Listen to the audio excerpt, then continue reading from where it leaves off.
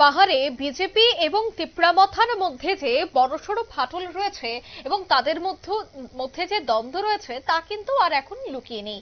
বারবার একাধিক অভিযোগ কিন্তু এই ধরনের প্রশ্ন তৈরি করছে। তবে আবারও অভিযোগ রয়েছে যে বিজেপির যোগদান সভায় যাওয়ার সময় বিজেপি কর্মী সমর্থকরা এবার আক্রান্ত হলেন। অভিযোগের তীর রয়েছে সম্পূর্ণ তিপ্রামথার দিকে। আজ জম্পুইজলা বাজারে বিজেপির যোগদান সভার আয়োজন করা হয়েছিল, আর সেই যোগদান সভায় যাচ্ছিলেন বহু কর্মী সমর্থক।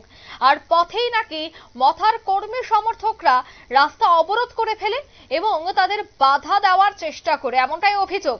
এবং কয়েকটি গাড়িতে ঢিল ছোড়া হয় বলেও অভিযোগ রয়েছে।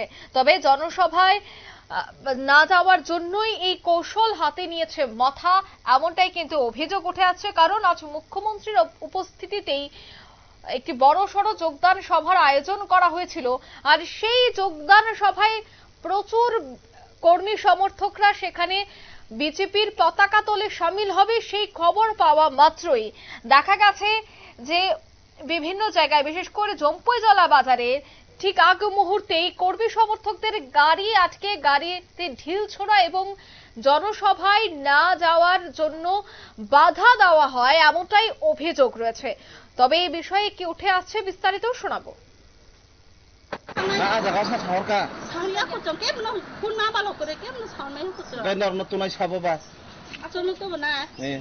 Ani kemoy. Udah bono sahur ka?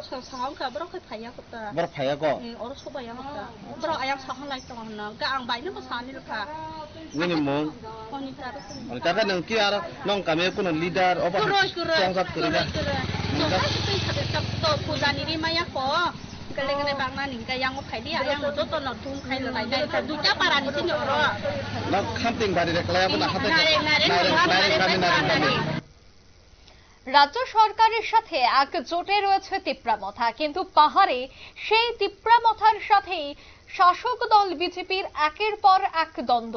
তবে এবার মুখ্যমন্ত্রীর জনসভায় মুখ্যমন্ত্রীর একটি অনুষ্ঠানে যোগ দেওয়ার জন্য এবার বাধার মুখে পড়তে হয়েছে বিজেপি কর্মী সমর্থকদের। পাহাড়ে নির্বাচনের আগে মথা কোনোভাবেই তাদের কর্মী সমর্থকদের অন্য দলে, বিশেষ করে বিজেপিতে যেতে দিচ্ছে না, এমনটাই কিন্তু অভিযোগ উঠে এসেছে। নিয়ে নিচ্ছি ছোট্ট একটি বিজ্ঞাপন বিরতির সঙ্গে থাকুন।